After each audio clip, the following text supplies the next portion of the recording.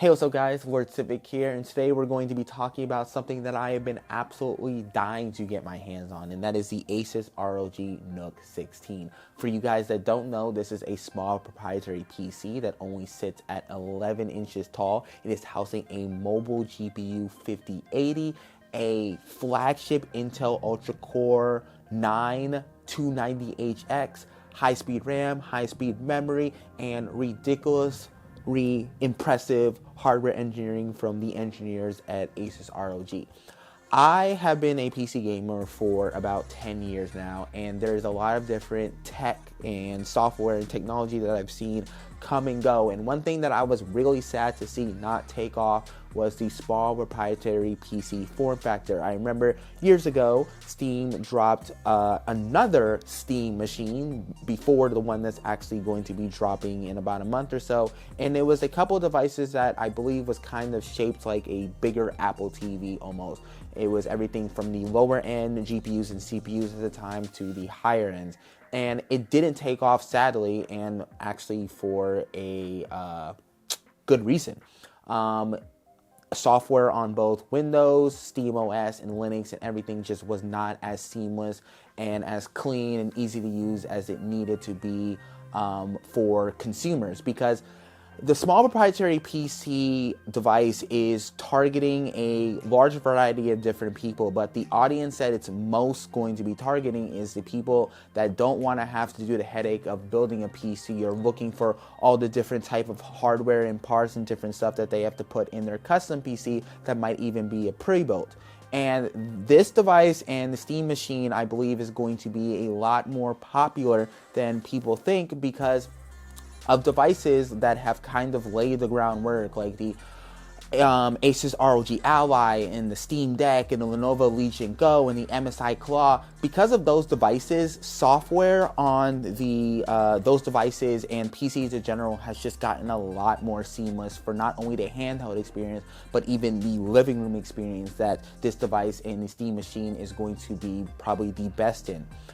But unlike the Steam machine that is targeting more of a mid-range PC device that is going to be excellent for indie titles, JRPGs, and even AAA titles at medium to low and possibly even high settings at 1440p or 1080p or even 4K if you want to use like the equivalents of like DLSS performance and all those upscaling technology and different stuff, is the ASUS ROG NUC 16 is targeting the high-end PC enthusiast crowd. And yes, it comes with a higher price tag, but with that, you are getting unparalleled PC gaming performance that basically is almost the equivalent of a desktop PC experience. And as somebody that owns a PC desktop with a 5090 and a 9950 X3D, this device literally rocks, okay? So, as I said before, it's housing a 5080 mobile GPU, which it's the highest variant that's found on the laptop, so don't just think you're getting some like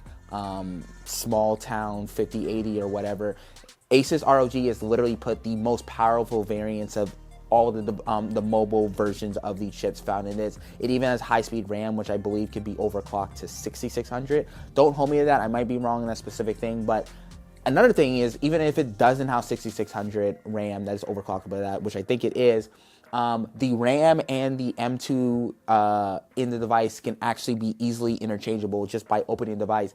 The hardware engineering, which I am going to go in the deeper in with the ASUS when I do the official review, is like a technical marvel. The cooling, the way the GPU, the way the CPU and everything looks is just absolutely bonkers. Like I have an idea of how the ASUS ROG engineers have done it, like not from like a technical thing, because like obviously they're like really smart people, but like it's a technical marvel what they've pulled off here. And then also, as I said, PC gaming is a lot easier and seamless than it was ever. Like the thing is, I just turn this on, have my controller popped in, I can have Steam big picture mode just pop up right as I start my PC, and then I can just hop right back into my games.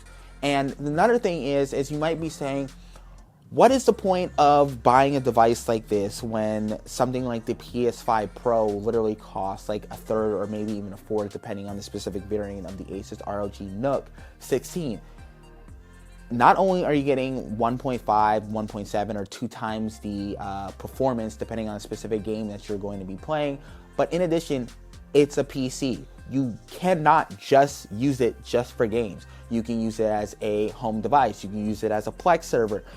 Mods, gameplay, cheats, all the different stuff is ready for you to use. As soon as I booted up Witcher 3 and Cyberpunk, I was just like, hey, this does not look as good as it does on my desktop PC. And that was because I didn't have the Reno DX mod. Just download it, set all the values and different stuff like that. HDR just looks absolutely beautiful right out of the gate. I'm playing The Witcher 3. The merchants in the shops do not have enough cash to be able to buy all the different loot and different stuff that I pick up. Let me just go ahead and download a mod off of Nexus mods. And all those different stuff is just like easily interchangeable. I haven't even tested it yet. I can emulate on the device. I can play all of the old games across generations of over past 20, 30 years on this device because it is a PC. I want to watch stuff on my Plex server. Let me just connect my hard drive to it because it is a PC. I want to play Assassin's Creed Black Flag at max settings with DLSS quality and frame generation 3. I can because it is a PC that is housing NVIDIA hardware. I can overclock the CPU to 5.5 gigahertz. You know why I can overclock the CPU on it? Because it's not a locked ecosystem device like a console. It is a PC. This device, I really like, please, like, even if you don't buy this specific variant and there's like the lower end variants, like, you know, the 5070, the 5060 or whatever, this device and the Steam machine is going to set off like a lot of different copycats. I really hope, just like portable gaming, these devices take off, because as somebody that plays a lot of games and has gotten a specific standard of like the refresh rate and the resolution and just like how good the ray tracing effects and different stuff look in games, it's so nice that I don't have to, and I know this is going to be like, oh my gosh, oh wow, you have to plug up your 5090 to your TV, oh you have to change the scaling, oh you have to change the audio device, oh that's such a first world problem. Yeah, it really is, but right now in my specific setup, I have moved my PC from my room that my home theater's in. So I have an 80-foot HDMI cable. I have a USB receiver and transmitter because my mouse and keyboard and my controller can't reach that far from my PC and all this different stuff. And as I said, that sounds like a real like first world headache. But regardless, it is so nice to be able to have a device that has such a ridiculously small footprint and just be able to sit it like almost anywhere. Right now I have it sitting on my KEF R2C, but like before I have it sitting right down there, seated right next to my Nintendo Switch 2. It's silent, it's nice and quiet, it doesn't take up that much room. I could turn off the LED effects on and off if I want to do, and like I haven't even gotten to this because I'm going to talk about this more in the review or whatever, but it has like ASUS ROG and like display widget and all this different stuff. I can literally just tinker with everything. I can change the values of the GPU. I can overclock it. I can overclock the CPU. All the different stuff is just easily tinkerable. Like everything. And you know why? You know why you can tinker it? Because it's a PC, okay? I have been dying for devices like this to exist. I am having an absolute blast. I have played everything from Persona 4 Golden to Hades 2 to Hollow Knight, Assassin's Creed, Witcher, and Cyberpunk. And I'm going to talk a little bit more about the performance, and you guys are going to get a ridiculous amount of gameplay videos and coverage over the next 2 months, because that's probably how long it's going to be for me to do my review, because as I said, I want to test absolutely everything on this. But so far, I've been having an absolute blast on it.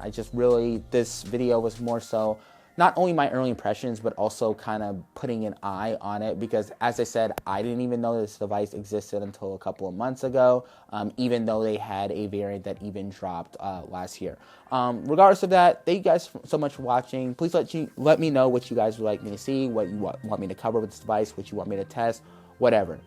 And I'm also, in addition, before doing a review, I'm going to test it in my desktop setup. I've just been using it in my kind of like living room area right now. But regardless, thank you guys again so much for watching. Please make sure to hit the like, subscribe button. Hope you guys have a great day.